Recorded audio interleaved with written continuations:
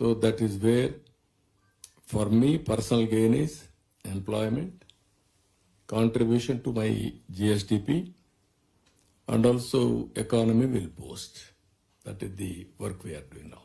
Once port BPCL is coming, then port will be viable. Then that port will become Ramayapatnam will become a township itself. We are having sea coast, nearly 1,000 kilometers. As on today, 5-6 good ports are there. Another 3 ports are under construction. Around 10 ports will come. For petrochemicals, compulsorily port is necessary. So, with the next one is not only BPCL, petrochemical, and also other industry will come. Then automatically that ecosystem will emerge. That is the biggest advantage we are going to gain.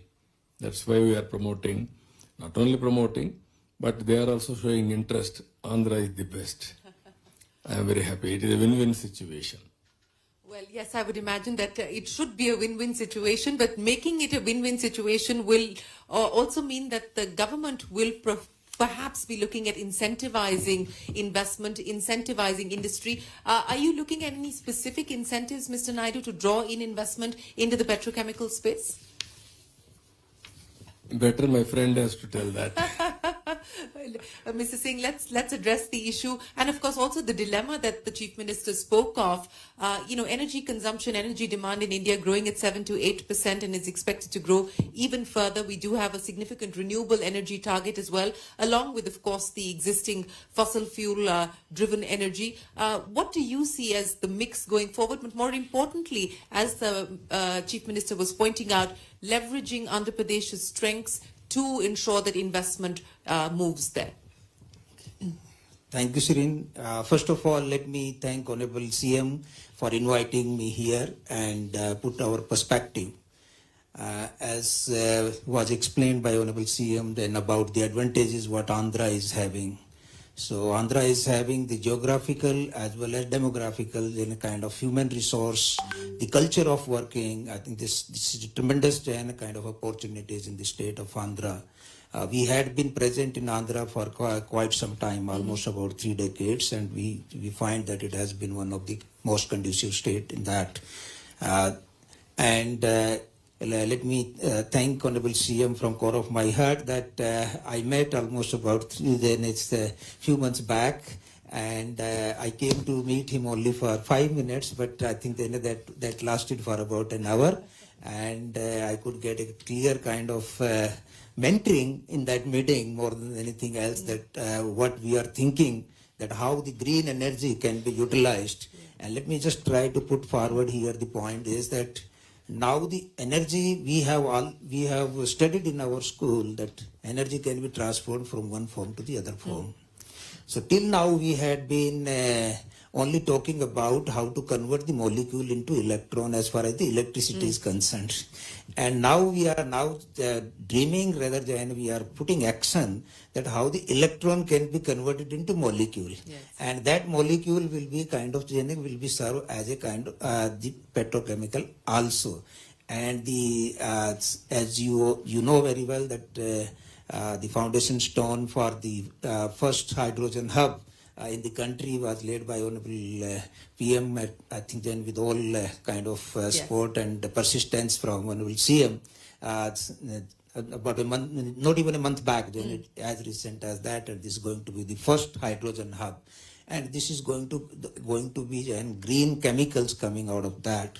And once you are having the chemical, the hydrocarbon, the beauty of the hydrocarbon is, and I'm sure that Mr. Sahni will be able to explain far better because he's a chemical engineer, I'm still a mechanical engineer. that once you are a nice jugalbandi going for both of you to explain that to us. So once you are having any of this hydrocarbon chemical, you can convert that into that.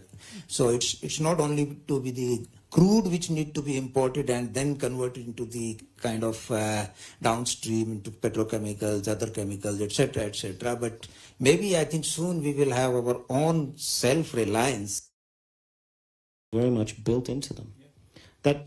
Singapore is thinking very far ahead around the price, how to be price competitive, how to be quality and price competitive, and they know price will have to deal with carbon. So, they have a shared carbon capture hub, they have multiple different types of industries there, and I think it's a great example for Andhra to be thinking about. Just the other thing I would say is, when we actually think about how these things get developed, it's worth noting that there is no one who is advocating for or lobbying for the future.